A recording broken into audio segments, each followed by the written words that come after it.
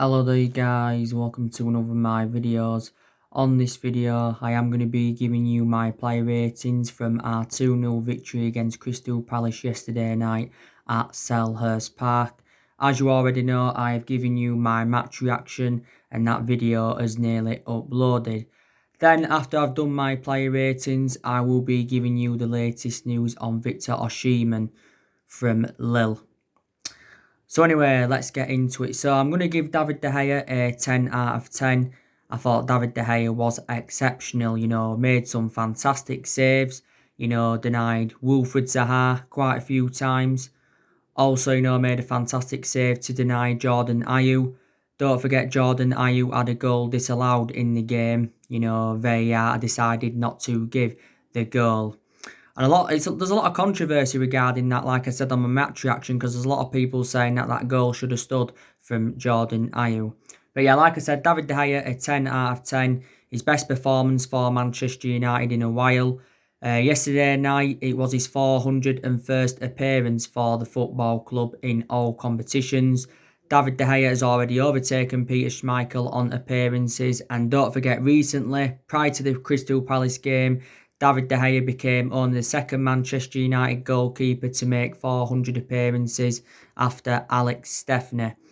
This has been now David De Gea's 9th season at Manchester United.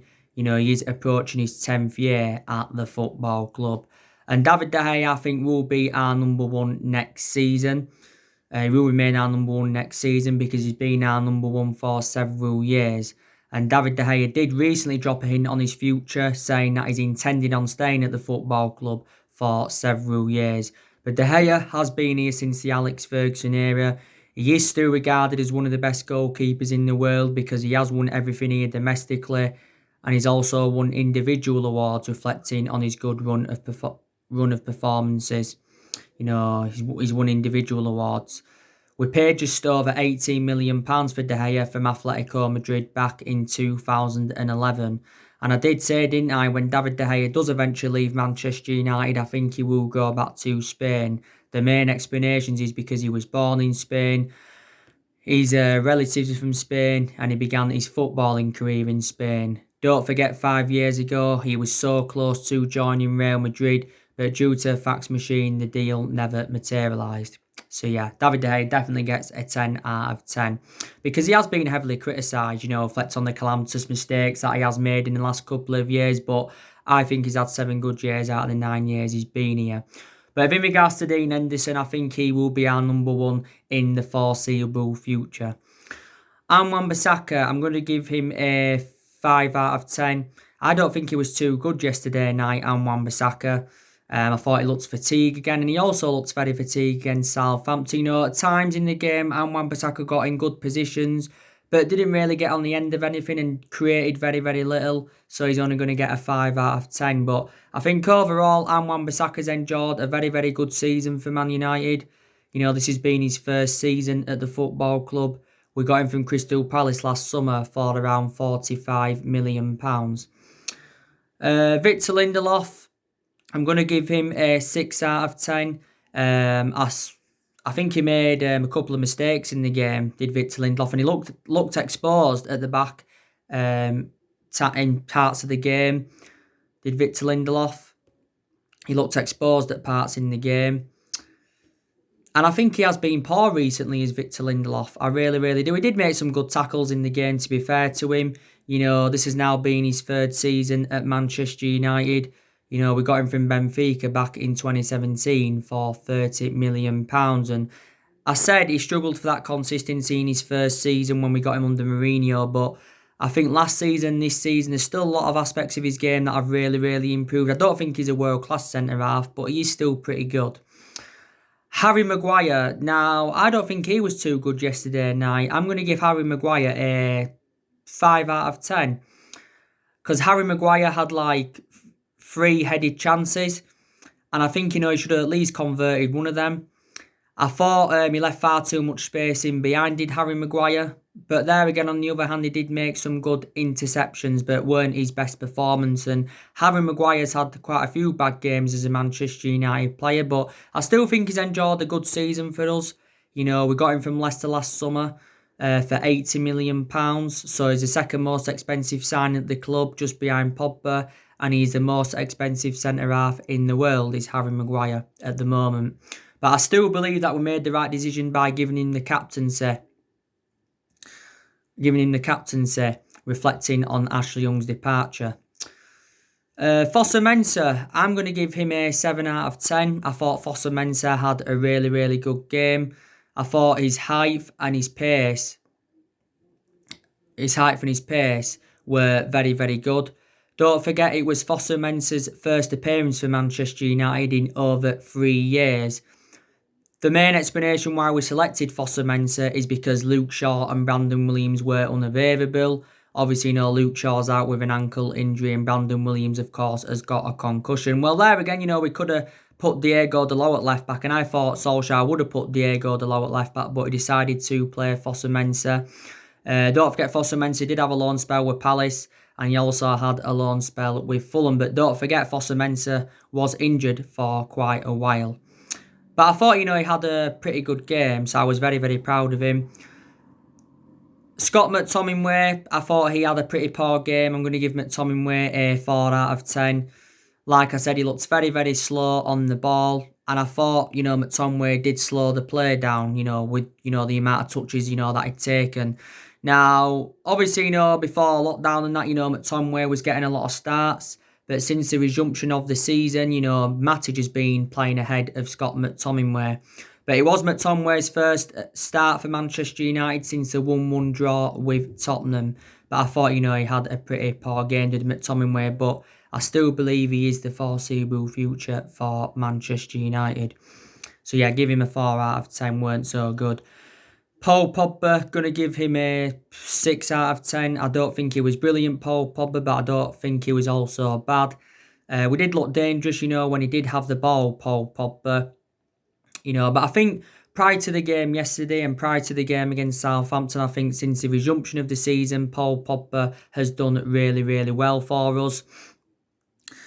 Like I said, I didn't really have a perception on Paul Pogba earlier on in the season because he was out with that ankle injury, don't forget. And the news anyway regarding Paul Pogba. Obviously, it recently said that, Pogba's close to signing a 5-year contract with Man United. And if he signs it, it will keep him at the club until 2025. But he said the contract extension is expected to be announced at the end of the season. As it stands at the moment, Pogba's just got under a year left on his contract, but there is an option of a further year. So if we can get him this new long-term contract, at least it will end the uncertainty over his future. So yeah, he's going to get a 6 out of 10. Bruno Fernandes, I'm going to give him also a 6 out of 10. I don't think he was outstanding, Bruno Fernandes. I've seen him play much better for us. I think he gave the ball away cheaply quite a few times, did Bruno Fernandes. He could have scored because don't forget, he hit the post in the game, and I think he also had another chance. I think he played a part in one of the goals, or was it both of the goals, Bruno Fernandes? But I still think he's enjoyed a fantastic start to his Manchester United career. We got him in January from Sporting Lisbon, got him in a deal worth £65 million. And, Bruno Fernandes has scored, 8 goals for the football club since his arrival from Sporting Lisbon. He's provided a few assists as well. Don't forget, he's won back-to-back Player of the Months. He's become the first player to do that for Manchester United since Cristiano Ronaldo. He won Premier League Player of the Month for February. And he also won it for June, which of course was last month. But Bruno Fernandes has definitely still made the difference in the team. Mason Greenwood, I'm going to give him a 5 out of 10. I don't think Mason Greenwood had a great game. I think he had a chance that I squandered in the first half and, really should have done better with it. I don't think he was good yesterday, Greenwood, and I don't think he was too good against Southampton either, but I still think he's enjoyed a fantastic season for Manchester United because this has been his first full season in the senior squad. Greenwood has got 16 goals in all competitions this season. And Solskjaer's been talking a lot about Greenwood recently, saying that he's ready to play for England at senior level. And Solskjaer, was saying that Mason Greenwood's undroppable now. I'm surprised we started Greenwood. I thought actually, Greenwood would have been dropped because don't forget he recently had that ankle injury. And, he may not have been fully fit yesterday. Maybe that's why he weren't so good, Mason Greenwood. But definitely the foreseeable future for Manchester United. So 6 out of 10 for him. Marcus Rashford, I'm going to give him a 8 out of 10. I thought he enjoyed a fantastic game. Rashford, got the first goal. Also got the assist for Anthony Martial's second. And Rashford is now on 22 goals in all competitions this season for Man United. 22 goals in all competitions this season. I think he's got over 60 odd senior goals since he broke into the senior squad back in 2016. And Rashford could have had more goals because he had a few other chances as well, so he could have had more than one goal. I think that's now Rashford's third goal since the resumption of the season. Like I said, he was a big miss earlier on in the season, Rashford, because he was out with that back injury. Yeah. Martial, going to give him a 9 out of 10. Martial enjoyed a very, very good game. His second goal was absolutely sublime. That's Martial's now 51st goal in the Premier League for Manchester United and his 22nd goal in all competitions this season. And like I've said, Martial's looks very, very effective in that central role this season. But that's not his predominant position. Martial predominantly plays out wide. Usually deploys as that number 11 because he has done in his 4 previous seasons. I think Anthony Martial's had 2 good seasons out of the 5 years he's been here. He did very, very well in his debut season under Van Gaal, and he's done really, really well this season under Ole Gunnar Solskjaer as Anthony Martial. Solskjaer, brought a few substitutions on. Obviously Nemanja Matic came on. I don't think Nemanja Matic did too bad when he came on, so I'll give him a 7 out of 10. I thought he looked well organised, Matic, and composed when he came on. Jesse Lingard, to be fair, wasn't too bad when he also came on in the game. So that is your player ratings from our 2-0 win against Crystal Palace.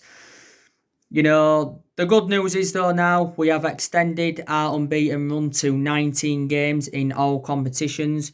We are unbeaten. Is it our last 11 or last 12 Premier League games now?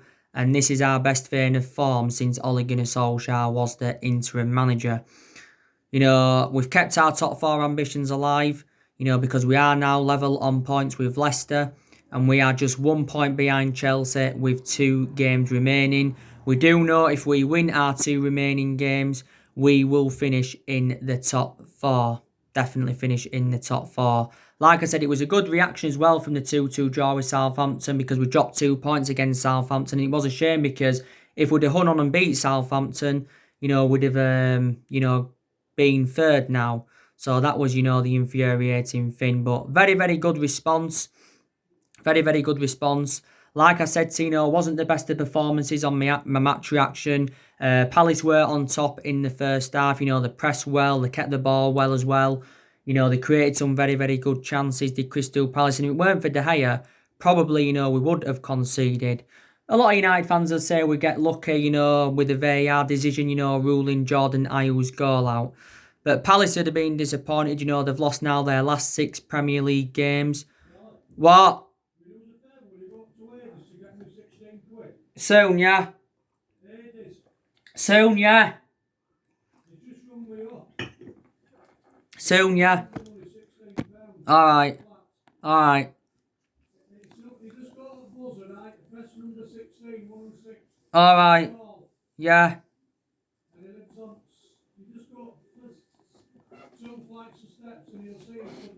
Yeah. Lost in their last 6 games with Crystal Palace. But, they know they're not going to get relegated, so Palace have literally, nothing to play for. Palace will say that, there was missing Benteke because he was suspended. They had Gary Cahill out and James Tompkins. Patrick Van Aanholt went off injured in the game, don't forget, like I said on my match reaction. He sustained the injury, building up, to our second goal. He's going to be out for the remainder of the season for Crystal Palace. But Palace were looking to do the double over us for the first time in the Premier League era because they did beat us at Old Trafford earlier on in the season by 2-1. But it wasn't the best of performances, but all that matters is, we got the 3 points and, of course, we did keep a clean sheet. you know. But we really are now in a good vein of form. And like I've said, a lot of aspects of our game have really, really improved. You know, we're scoring more goals, we're creating more chances. You know, the combinations in the team, I think, have improved. Don't get me wrong, there's still things that we need to work on. You know, I think probably we need to keep the ball better. We need to be more quicker on the ball. We need to be quicker on the flanks. You know, maybe there's still some players that need to step up a little bit. But I think prior to that, you know, we're going in the right direction. You know, Solskjaer only made 2 changes yesterday night. You know, Oshimen and McTominay came into the team because in the 5 previous games prior to yesterday, you know, Solskjaer went with the exact same team. And that was the first time we'd done that since February 1993, which is 27 years ago. Solskjaer also did mention that he's not actually that happy with our attacking players. He's criticised our forwards, and he said, you know, they need to be more clinical in front of goal. But Solskjaer was saying prior to the Palace game, and this was in his press conference, that he believes our attacking philosophy is close to emulating the great sides of the Alex Ferguson era. But he just said, you know, we do need to be more clinical. That's all, you know, Solskjaer did say. So, yeah. So that's everything on that. Now let me just give you the latest news on Victor Oshimen from Lille. So, according to Salsio Napoli 24, this is where it's stemming from, they have said that Manchester United have made contact with Victor Oshimen's agent over a possible move to Manchester United. Now, there were stories coming out earlier on this week saying that Napoli had agreed to get Victor Oshimen, I think in a deal worth around 50 million euros, it mentioned. But now that is not the case. There's been quite a lot of clubs that have been interested in Victor Oshimen. You know, this has been now his debut season for Lille. I think he scored like 18 goals in all competitions this season for Lille. So he has been a revelation for them. He is only at the age of 21. And he got a contract with Lille until 2024. Lille did get him from Charleroi because he's a former Charleroi player. He also used to play for Wolfsburg. And I think he actually began his footballing career at Ultimate Strikers Academy. And I think he probably cost in the £40 million range with Victor Oshimen. But to be fair, it is a cheap solution. We are still looking to get a forward in. Despite the fact that Odin Igalo is going to be staying at the football club until January 2021. Because obviously, it wasn't so long ago that Odin Igalo had extended his loan with Manchester United. But he's definitely going to be leaving in January 2021 is Odin Igalo because we've no obligation to buy him or there's no option to buy. So when he leaves us, Odin Igalo, I presume he'll go back to Shanghai Shenhua. Will Igalo. Like I said, his appearances now are limited. Well, his stats, are limited in the Premier League because obviously, Rashford and Martial and that, are back. But yeah, we are still looking to get a forward on the board. So that's the latest news on Victor Oshimen. Would you take him at Manchester United? Obviously, you know the news regarding Jadon Sancho from Borussia Dortmund. He's our number one priority target. You know the news regarding Jack Grealish. He's another one of our priority targets. So there is so many players on our agenda. And I think Solskjaer still wants to continue the policy of recruiting young players to Manchester United because he recently made an exciting transfer prediction saying that, any young player would be determined to come to Man United. And there's already 2 young players that have turned down moves to the club, and that was Jude Bellingham from Birmingham and Erling Haaland. I was very disappointed that we didn't get Erling Haaland in January because, like I mentioned, he would have been an Ole Gunnar Solskjaer type signing. But like I've said to you, there is a lot of uncertainty regarding the summer transfer window. A lot of uncertainty, because of this coronavirus pandemic. Solskjaer did recently say our plans for next season, our pre-season plans and our transfer strategy are up in the air due to the uncertainty of how the current campaign will finish. One thing we do now know is that the summer transfer window is open on the 27th of July and it's open until October. But Solskjaer has already told Ed Woodward the three positions he wants to strengthen up because there is still areas in the squad where Manchester United are lacking. But the summer transfer window will be Ole Gunnar Solskjaer's fourth transfer window as Manchester United manager.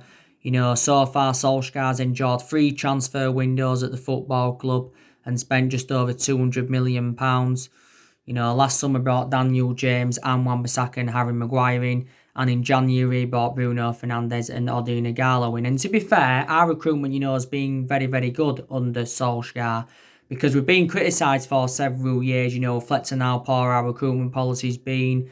Being criticised for overpaying for players. And I will make that admission, we have overpaid for players in recent years. We paid 80 million for Maguire, 89 million for Pogba, 50 million for Fred, 40 million for Matic, 75 million for Lukaku. We haven't only overpaid for players. We've also got players on big contracts at the football club. In the last 7 years, we've spent close to the £1 billion range on players. And we've recruited over 30-odd players since the Alex Ferguson era. But like I've already said to you, I've seen a lot of improvements now under Solskjaer. Not only our recruitment, I think, he's promoted the youth very, very well. We've got a lot of young players coming through, And, when Solskjaer first got appointed in as Manchester United manager, he said everybody would get their chances to express themselves, including the young players. I also think we've done very, very well against the top six sides this season because we've taken 17 points against the top six sides this season.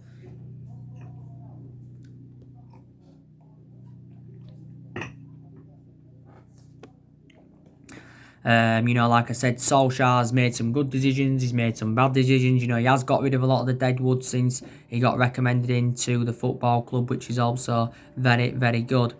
And like I said, he's been here 18 months now, which is a year and a half. And another good thing, reflecting on how long he's been with us now, he has gained managerial experience, because Manchester United is the third club in his managerial career. Ole Gunnar Solskjaer, before he was with us, he was at Molde. And before he was at Molde, he was at Cardiff. But now I'm starting to believe that Solskjaer is the right manager for Manchester United. I'm starting to believe it now. Obviously, my perceptions were totally contrast earlier on in the season because earlier on in the season, I didn't think he was the right man and I was heavily critical of him, and so too were a lot of Manchester United fans because earlier on in the season, we'd enjoyed our worst start to a Premier League season for 30 years. And at that point, there was talks of Mauricio Pochettino coming in, and there was also talks of Massimiliano Allegri coming in. And, we had a lot of bad results earlier on in the season. We had the 2-0 away loss to West Ham. We had the 2-1 home loss to Palace. We had the 1-0 defeat at Newcastle. We had the 2-0 home defeat to Burnley in January. But all of a sudden, things have turned around. And I give you the main explanations, didn't I, a while ago, why Ole Gunnar Solskjaer did not get sacked as Manchester United manager. The signing of Bruno Fernandes has definitely saved his job.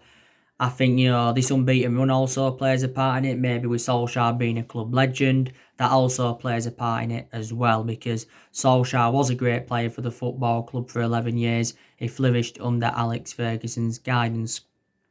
But I said, didn't I, next season, our expectations will be to challenge for the Premier League.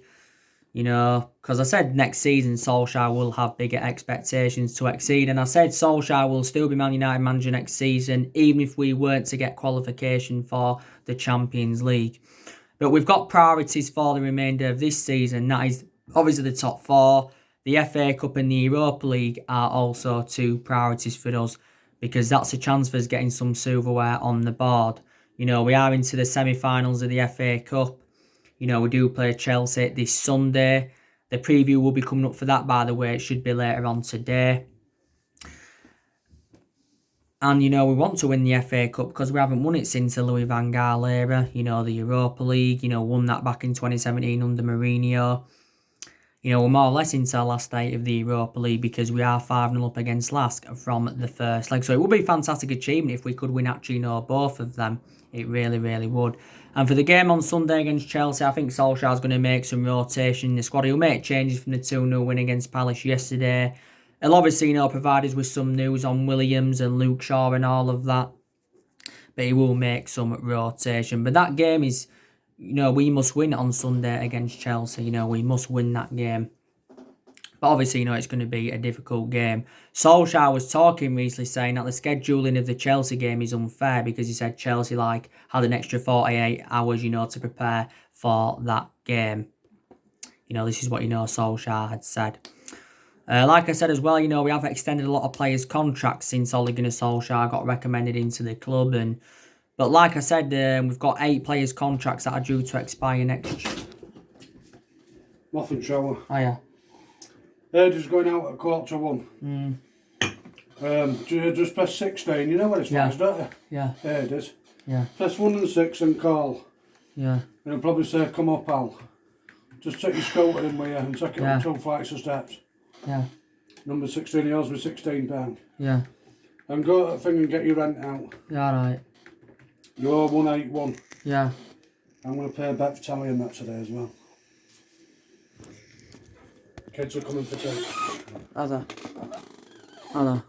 She's out all weekend anyway. She's going to Luke's tomorrow and Karen's on Sunday.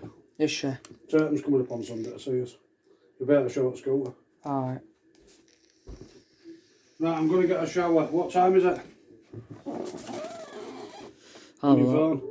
Don't pull out 11:45. That's what's making bedrooms. 11:45. Yeah, you've got an hour. He's leaving. He's probably starting work at Tesco at 1 o'clock. 12:15. Yeah, he's leaving at 1:45. He rung me up early, so I've got your window money. So when you come back, I want 181 plus third is 16. Yeah. 197. Yeah.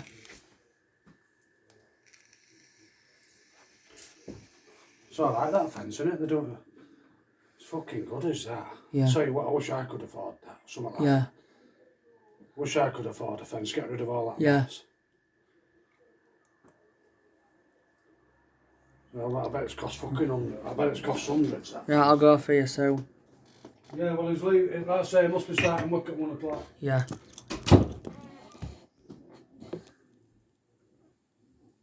Yeah, sorry, I was just talking there. But yeah, we have extended a lot of players' contracts since he came into the football club. But like I said, you know, big improvements. You know, last 7 years, like I said before, been playing catch up, had different managers with different philosophies and all of that. But seem to have got it right now. We really, really do. So anyway, join me later on. We'll be on for the preview for the Chelsea game in the Cup.